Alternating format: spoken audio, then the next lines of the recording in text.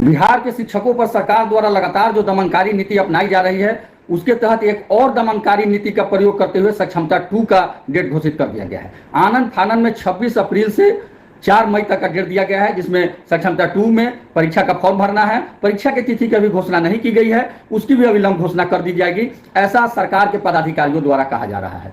साथियों, जो लगातार सरकार के जो सक्षमता 1 हुआ, उसका रिजल्ट निकल गया।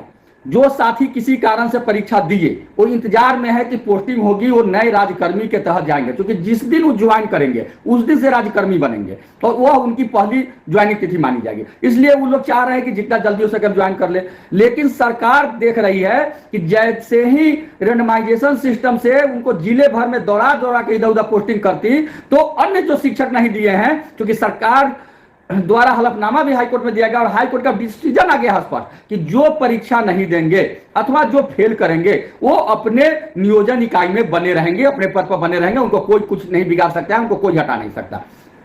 तो सरकार को यह डर समा गई कि जब शिक्षक तबाह होंगे तो जो नहीं दिए हैं परीक्षा वो फॉर्म नहीं भरेंगे और इस तरह से विशेष शिक्षक नियोजित रह जाएंगे। और नियोजित रहने की स्थिति में सरकार बुरी तरह फंस रही है, क्योंकि इस हाई कोर्ट का स्पष्ट डिसीजन है कि जो राइट टू एजुकेशन के एक्ट 23 कहता है, जो हम लोग का शिक्षक नियुक्ति नियमावली 2020 कहता है, उसके तहत इनको जो प्रमोशन दे है, जो सुविधा दे है, वो देना होगा, वो दीजिए।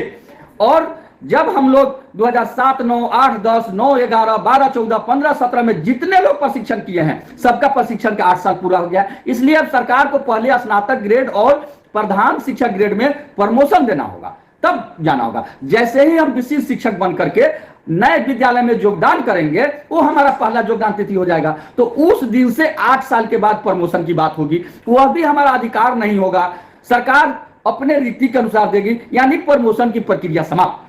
जैसे ही हम भी शिक्षक बनेंगे, हमारा पुराना जो भी आज तक का 20 साल का काम है वो समाप्त हो जाएगा, नए सिरे से हमारी नौकरी होगी। अगर हम पुराने पद पर आते हैं, हम अपना प्रमोशन ले लेते हैं, तब फिर हम विशिष्ट शिक्षक बनते हैं, तब हम फिर राज्यकर्मी बनते हैं, तो अपने सेम ग्रेड में जाएंगे, सेम ग्रेड पे में जाएंगे, तो हमें ज्यादा लाभ होगा। यह बात सरकार भी समझ रही है, सरकार भी जान रही है। इसीलिए सरकार चाहती है कि पुराने को ध्वस्त करके और नए में इन लोग को भेज दिया जाए, पुनः इन लोग नए सिरे से। हमारे कुछ साथी जो विशिष्ट शिक्षक बन गए हैं, जो पहले से विद्यालय अध्यापक बन गए हैं, वो पूरा जोर लगाए हुए हैं कि सभी लोग आ जाए। जोर लगाना भी चाहिए, हर कोई चाहता है कि सामान्य गुण वाले लोग एक साथ रहे, ताकि हम जोरदार आंदोलन करें, जोरदार सरकार को मनाएं।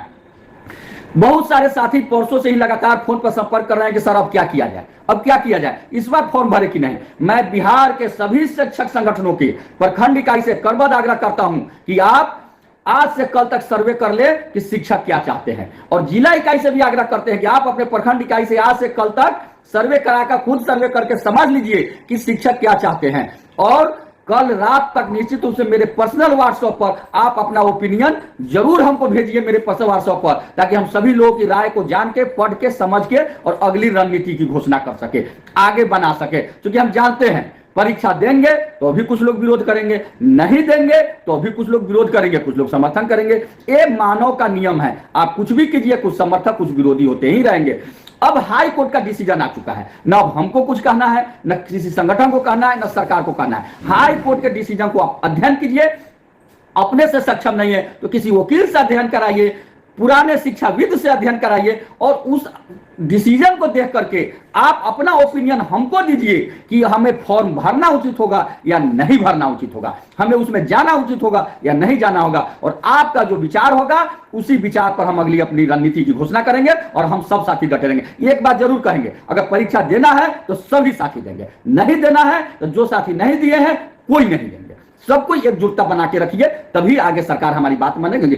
और सरकार के बहकावे में और झांसे में नहीं आइए। सरकार जानबूझ के ऐसी दोगली नीति की घोषणा कर रही है, दोरंगी नीति की घोषणा कर रही है, जिससे शिक्षक बर्बाद हो जाए, शिक्षा बर्बाद हो जाए, छात्रों का पठन पाठन चौपट हो जाए। क्योंकि सरकार नहीं चाहती है कि विद्यालय सही ढंग से चले, बच्चे पढ़े। इसलिए आप लोग सरकार के बहकावे में नहीं आए, उसके बिछाए हुए जाल में नहीं फंसे। आप हाई कोर्ट के जो डिसीजन है उसका अध्ययन कीजिए, जो राइट टू एजुकेशन एक्ट है उसका अध्ययन कीजिए, वकील से राय लीजिए और आप अपनी राय हमको दीजिए। हम बहुत जल्द रविवार के शाम तक या सोमवार को हम अगली रणनीति की घोषणा करेंगे कि हमें क्या करना है। और वह रणनीति अब तमाम साथियों के विचार से, हाई कोर्ट और सुप्रीम कोर्ट के विद्वान अधिवक्ता से हम सलाह लेकर के, सरकार के भी जो हमारे हितैषी बड़े अधिकारी हैं उनसे सलाह लेकर के, और तब हम वह घोषणा करेंगे और बहुत जल्द वह घोषणा होगी। आप तब तक अपनी एकता बनाए रखिए, चट्टानी एकता पकड़िए। सरकार के सामने न हम रुकेंगे, न झुकेंगे, न टूटेंगे। इंकलाब जिंदाबाद, शिक्षक एकता जिंदाबाद। आपका केशव कुमार, प्रदेश अध्यक्ष शिक्षक संघ बिहार।